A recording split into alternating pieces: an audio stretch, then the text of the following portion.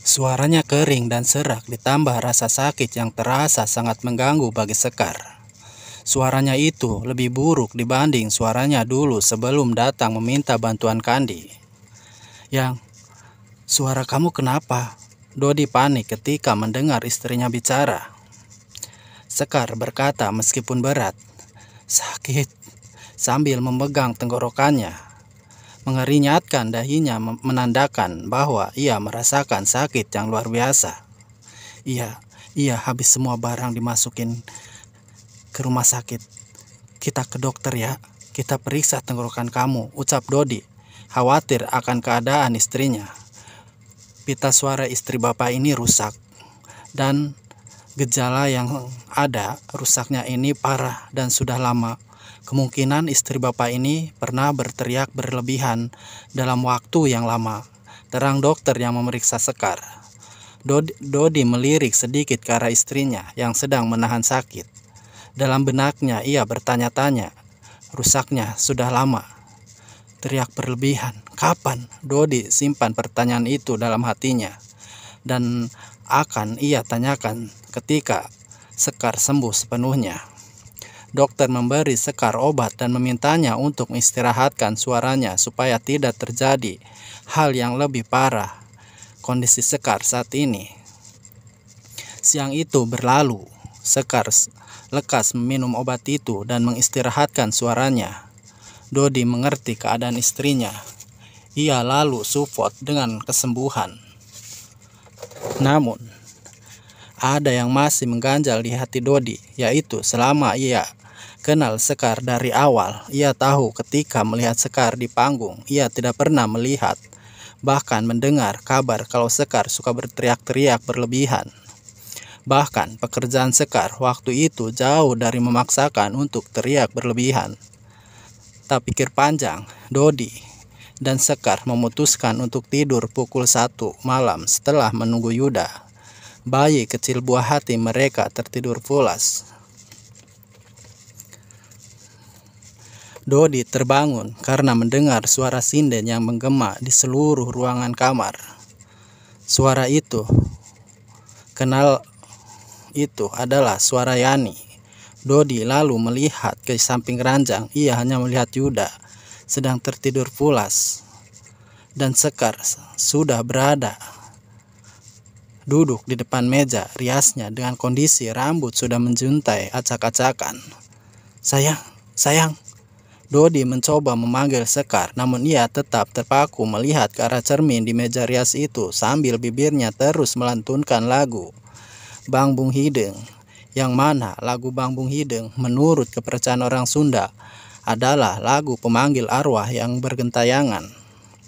Setelah melihat keadaan Sekar seperti itu, Dodi akhirnya tersadar bahwa Sekar tengah kerasukan Yani.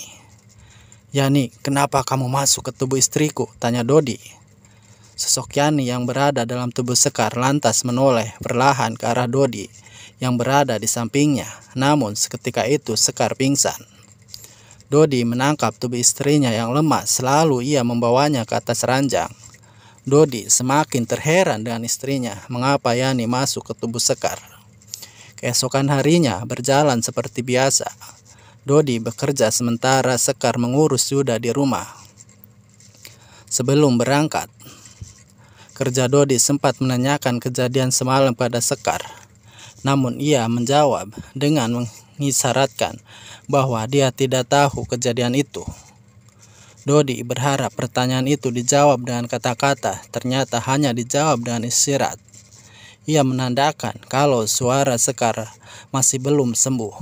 Dodi mengerti akan hal itu, namun masih ada kebingungan di hatinya. Suara yang keluar dari mulut Sekar semalam adalah benar-benar Yani. Di rumah bertipe 6 itu, Sekar sendiri yang mengurus Yuda kecil. Dari mulai memandikan, ganti popok, menyusui, sekaligus mengerjakan pekerjaan rumah seperti masak dan membersihkan lantai. Di rumah itu baru satu kamar yang dipakai, sementara satu kamar lainnya dipakai untuk menyimpan barang-barang. Di rumah tengah terlihat lemari baju berbahan kayu jati yang disimpan tepat di samping meja televisi. Lemari itu berukuran sedang. Masih ada ruang untuk mencapai ke plafon rumah, seukuran duduk orang dewasa. Pagi itu, setelah menyusui Yuda, Sekar bergegas untuk melanjutkan pekerjaan rumah. Dan yang pertama akan dikerjakan Sekar adalah membersihkan lantai. Sekar memulai membersihkan lantai dari belakang rumah, tepat menjemur pakaian ke depan. Ketika asik mengepel itu, Sekar dikagetkan dengan suara berjatuhan di gudang. Brak, brak, brak. Terdengar banyak bara yang berjatuh. Sekar lantas menyadarkan alat pelannya ke dinding, lalu melihat keadaan di gudang. Sekar membuka pintu gudang, dan ia melihat tak ada bara yang terjatuh. Semua ada dalam posisinya masing-masing, tapi jelas tadi Sekar mendengar suara barang berjatuhan.